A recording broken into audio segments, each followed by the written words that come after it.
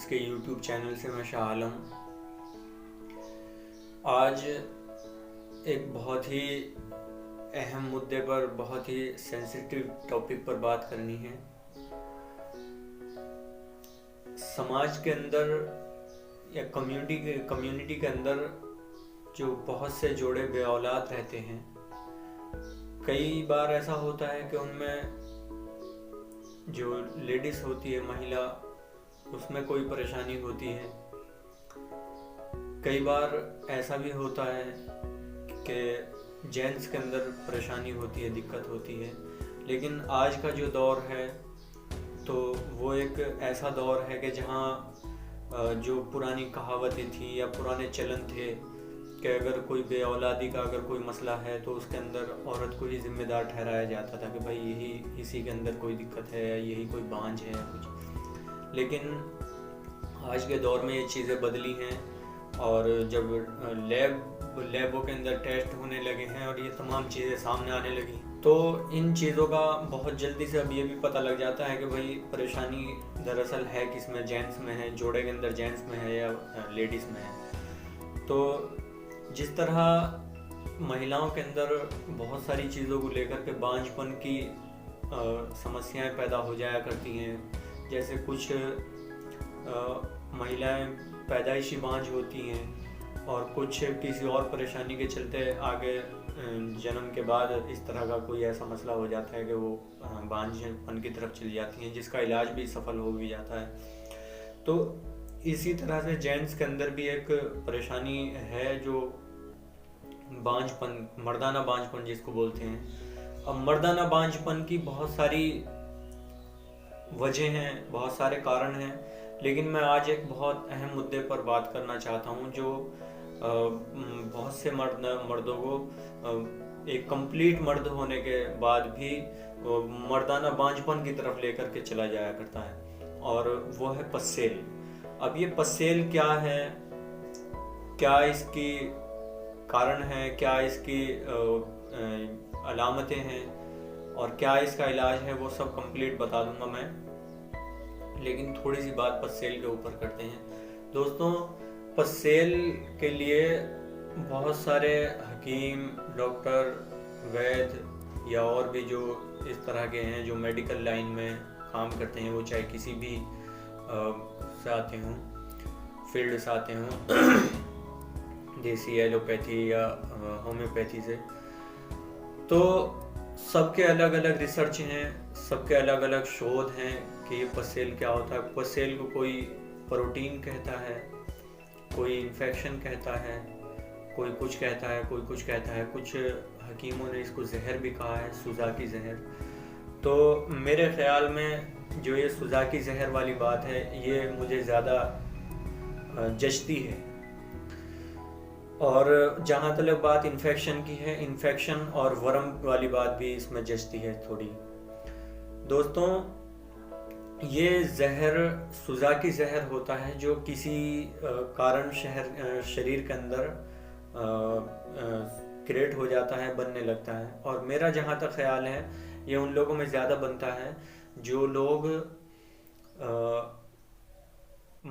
मतलब गदूद के जो मसाने के जो गदूद हैं उनके ऊपर अगर वर्म है या वहाँ कोई इन्फेक्शन है, तो इस वजह से सुजाकी जहर बन जाता है।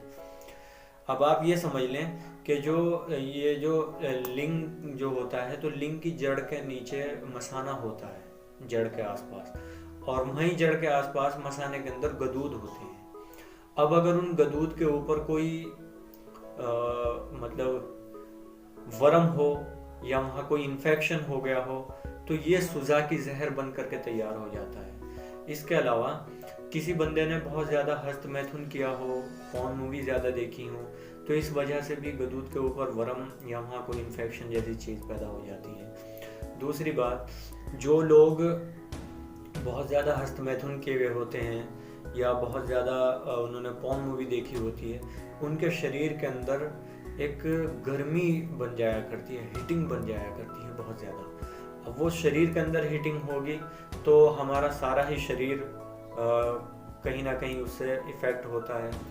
तो ये मसाने के अंदर गर्मी पैदा हो जाती है, वीर्य की थैली के अंदर गर्मी पैदा हो जाती है, लीवर में गर्मी पैदा हो जाती है, और इसी कारण ये फिर एक जहर का रूप ले लेती है, जिसको हम लोग सुजा की जहर बोलते हैं। अब ये सुजा की जहर किस तरह से काम करता है, कई बार ये वीर्य की थैली के अंदर पहुंच जाया करता है। अब वीर्य की थैली के अंदर अगर ये है तो ये किस तरह से एक कंप्लीट मर्द को मर्दाना बांझपन की तरफ ले जाया जा सकता है, ये मैं आपको अब समझा रहा हूँ। तो किसी बंदे की अगर वीर्य की थैली के अंदर अगर ये जहर पैदा हो गया, या वहाँ किसी वजह से पहुँच गया, कोई वर्म की वजह से या कोई इन्फेक्शन की वजह से या कोई गर्मी की हीटिंग की वजह से, तो अब स्पर्म पैदा हो रहे हैं और ये जहर उनको ख़त्म कर रहा है। समझ गए? स्पर्म तो पूरे परसेंट हो रहे हैं पैदा, चाहे 100% हो या 20 मतलब 90% हो, 80% हो, 70 हो, 60 से ऊपर है बहरहाल। लेकिन क्या है, ये जहर जो है, सुजा की जहर, ये उनको खत्म कर रहा है, उन शुक्राणु को, स्पर्म को। दूसरे, अगर किसी वजह से लिंग के कहीं अगले, अगर वीर्य की थैली में भी अगर ये जहर नहीं है और कहीं आगे चल के, जहाँ जैसे इधर यहाँ निकलना है वीर्य का, जो लिंग के अगले हिस्से से वीर्य निकलना है, लेकिन चलेगा यहाँ से। अब अगर कहीं बीच में नाली के अंदर कहीं कोई इन्फेक्शन है या कोई वर्म है और वहाँ ये जहर पैदा हो गया, तो जब ये हमारा वीर्य यहाँ से चलेगा तो बिल्कुल ठीक होगा, इसमें शुक्राणु भी पूरे होंगे। लेकिन ये जैसे ही यहाँ पहुँचेगा, ये जहर फिर उन शुक्राणु को नुकसान पहुँचाएगा, वीर्य के अंदर मेल्ट हो गया। अब ये यहाँ जाते जाते तलक ये अपना काम कर देता है। ये इतना खतरनाक जहर होता है कि ये यहाँ निकलने तलक 20%, 30% या 40% शुक्राणु खत्म कर देता है। अब ये जब आगे जाएंगे, जहाँ इनको जाना था और वहाँ पहुँचने के बाद जो इनको काम करना था, तो वहाँ पहुँचनी चाहिए थी कम से कम 60 से ऊपर, और पहुँच रहे हैं। अब चल तो रहे हैं पूरे 70, 80, 90%, लेकिन आगे पहुँच रहे हैं 30, 35 या 40%, जहाँ से इनको काम करना था, तो वो प्रेगनेंसी नहीं रहती। अच्छा, अगर इस पसेल का लंबे समय तक ये रोग शरीर के अंदर बना रहे और इसका इलाज ना हो, तो फिर ये धीरे धीरे जो शुक्राणु जब वीर्य के अंदर, वहीं शरीर के अंदर खत्म करता रहता है, तो आगे चल के ये मर्दाना बांझपन तक ले जाता है, जीरो कर देता है, नील बिल्कुल। ये ऐसा भी बहुत सारे केस हमने देखे हैं कि बिल्कुल नील कर देता है ये जहर इंसान को।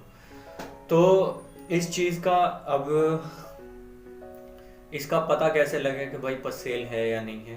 तो मेरे साथियों, कि जब भी आप में से किसी, हम लोग जब इलाज किसी का करते हैं कि भाई किसी ने हमसे कहा कि भाई बेऔलादी का मसला है और औलाद नहीं हो रही, बहुत इलाज करा लिया, ये करा लिया, वो करा लिया, या स्पर्म की क्वालिटी सही नहीं है, या स्पर्म की कमी है सीमन के अंदर, जो तादाद है, जो क्वांटिटी है स्पर्म की, वो शुक्राणु की, वो पूरी नहीं है, तो हम लोग जांच के लिए बोलते हैं। और जांच के अंदर हमारा सबसे पहला जो निगाह कहीं जाती है, तो वो इस स्पर्म के ऊपर तो जाती है, लेकिन पसेल को हम लोग ज़्यादा देखते हैं। ये जांच में आ जाता है पसेल। अब पसेल अगर 1-2% है तो कोई मसला नहीं है, लेकिन अगर इससे ज़्यादा अगर ये है तो फिर ये मसला है, और बहुत बड़ा मसला ये बन जाता है। ये सालों साल नहीं, 10 साल भी ये प्रेगनेंसी नहीं होने देता। ये इस तरह का भी मामला है। तो जब भी आपके सामने कोई जांच इस तरह की आती है, तो आप उसके अंदर सबसे पहले पसेल देखें और पसेल का पहले इलाज करें। पहले पसेल का इलाज करना है और पसेल के बाद फिर इसका स्पर्म का इलाज करना है, स्पर्म बढ़ाने का। लेकिन अगर आपने पसेल बढ़ाया, पसेल का इलाज नहीं करा और स्पर्म बढ़ा दिए कितने भी, तो उससे ये होगा कि मरज तो जूं का तूं पड़ा है ना शरीर के अंदर। अब आगे चल के अगर आपने किसी दवाइयों के सहारे से या किसी भी तरह से अगर स्पर्म को बढ़ा दिया और क्वालिटी अच्छी कर दी स्पर्म की, क्योंकि ये शरीर के अंदर, वीर्य की थैली के अंदर, ये जहर जिन स्पर्म को मार नहीं पाता, उन स्पर्म की दुम और मुंह खराब करता है। और प्रेगनेंसी के लिए स्पर्म का बहुत ज़्यादा एक्टिव, ताकतवर, सेहतमंद और बिल्कुल स्वस्थ होना बहुत ज़रूरी है। ये बात भी है, ठीक है। तो आप जब भी कभी इस तरह का कोई मसला आपके सामने आए बेऔलादी का, तो आप जहाँ इस तरह की रिपोर्ट कराते हैं वाइस स्पर्म की जांच क्वालिटी के लिए, तो वहाँ आप पसेल का इलाज ज़रूर करें और पसेल की जांच ज़रूर करें। पसेल तो है नहीं बंदे को। दूसरे, इस पसेल का एक बहुत कामयाब और कारगर इलाज मैं बहुत जल्दी एक वीडियो बनाने वाला हूँ जो रीठे के उससे होगी। सिर्फ एक रीठा होगा और एक दो चीज़ें और उसके अंदर होंगी। उससे रीठे के ऊपर एक वीडियो बनानी थी। उसके अंदर रीठे से कई सारे मर्ज़ का बताने का इरादा था, जिसमें जोड़ों का दर्द, धात का इलाज, और लेडीज़ जो बच्चियां होती हैं, जवान बच्चियां होती हैं या महिलाएं होती हैं, उनके जो अंदरूनी वर्म होते हैं उनका क्या इलाज हो। और जेंट्स के अंदर भी अगर गदूद के ऊपर, मसाने के अंदर या जो गदूद होते हैं उन गदूद के ऊपर कोई वर्म या इस तरह की कोई चीज़ है तो वो उसके ऊपर भी काम करती है। कई सारे फार्मूले हैं, दवा एक है, तो मैं उसका बहुत जल्दी इलाज करा दूंगा, बता दूंगा। बवासीर का भी उसके अंदर एक इलाज है। तो आप तब तक वेट करें, उस वीडियो का इंतज़ार करें और हमारी इन वीडियो को शेयर कर दिया करें। हमने ये काफ़िला चलाया है, हम अकेले ही चले हैं, लेकिन काफ़िला बनाना इसका आपका काम है, इसको पूरा कारवां बनाना आप लोगों का काम है। आप लोग अपने दोस्तों के साथ, अपने साथियों के साथ इन वीडियो को शेयर कर दिया करें। मुझे उम्मीद यही है कि आपको बहुत बेहतरीन और जेन्युइन चीज़ें, जेन्युइन बातें और जो हिकमत और आयुर्वेद की जेन्युइन रिसर्च और शोध हैं वो आपको यहाँ पे मिलेंगे। नुस्खे बेशक कम मिलेंगे आपको, लेकिन वो मिलेंगे जो बिल्कुल एक्टिव होंगे और जो कारगर होंगे, आजमाए हुए होंगे। ये नहीं कि कहीं से भी कोई भी चीज़ उठाई कि ये मिलाओ, ये मिलाओ, ये मिलाओ और मिलाकर अपना उसको खा पी कर अपना वो कर लो। नहीं, ऐसा नहीं है।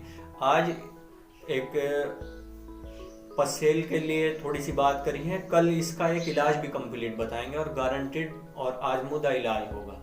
ऐसा नहीं है कि मैं वीडियो बना के जी ये पसेल का इलाज है और पसेल का इलाज कर लेना, ये कर लेना, वो कर लेना, तो वो मज़ेदार बात नहीं होती। यहाँ पहले पसेल की थोड़ी सी बता दी है, जितनी मुझे नॉलेज थी या जितनी मैं नॉलेज मुझे ज़्यादा है, लेकिन मैं जितनी बता पाया हूँ, बताने का भी एक अंदाज होता है, शायद वो मुझसे नहीं आता इतना अच्छा, लेकिन मैं अगर थोड़ी बात भी बता रहा हूँ तो आप उसके अंदर कुछ ज़्यादा समझ लेना कि मैं कहना क्या चाहता हूँ। क्योंकि ऐसा नहीं है कि मैं जो भी बात करूँ वो बात मैं आपको अच्छे से समझा पाऊँ, लेकिन बात मैं जेन्युइन करूँगा। ऐसा नहीं है कि हाँ कोई भी बात उठाए और कुछ भी बोलने लग गए हैं। तो मुझे उम्मीद है कि जो मैंने चीज़ें आपको ये समझाई हैं पसेल से रिलेटेड, ये आपको समझ आई होंगी और आप इस चीज़ को समझ गए होंगे। तो अगली वीडियो में मैं किसी एक दो वीडियो के बाद या कभी भी बहुत जल्दी इसका पसेल का एक कंप्लीट इलाज बता दूंगा और उसके बाद फिर स्पर्म क्वालिटी बढ़ाने का भी बता दूंगा। क्योंकि मैं चाहता हूं कि सबसे पहले मर्ज़ की, रोग की जड़ पे पहुंचा जाए। जब हम उस जड़ का इलाज कर लेंगे फिर हम आगे का इलाज करेंगे कि मर्ज़ पैदा क्यों हो रहा है, मर्ज़ पैदा हो कहाँ से रहा है। पहले हमें कारणों का इलाज करना है, वजहों का इलाज करना है। मर्ज़ के कारणों का अगर हमने इलाज कर लिया तो ये समझ लेना कि 60% हमने काबू पा लिया किसी भी मर्ज़ के ऊपर। अब मर्दाना बांझपन और नामर्दी अगर पसेल की वजह से अगर हो रही है, पसेल का जहर अगर शुक्राणु के वीर्य के अंदर शुक्राणु को खत्म कर रहा है, तो पहले पसेल का इलाज हो जाएगा। उसके जब पसेल का कंप्लीट इलाज हो जाएगा तो उसके बाद आपकी कोई भी सस्ती से सस्ती अगर दवा खाते हैं स्पर्म बढ़ाने की तो बिल्कुल पर बढ़ जाएगी, बहुत बेहतरीन बात है। नहीं तो आप लाख रुपए की दवा खा लेना, जब तक वो जहर वहाँ बना रहेगा कोई फायदा नहीं होगा। और इसका इलाज इतना मुश्किल भी नहीं है पसेल का, लेकिन इतना आसान भी नहीं है। किसी नई वीडियो में मिलते हैं, तब तक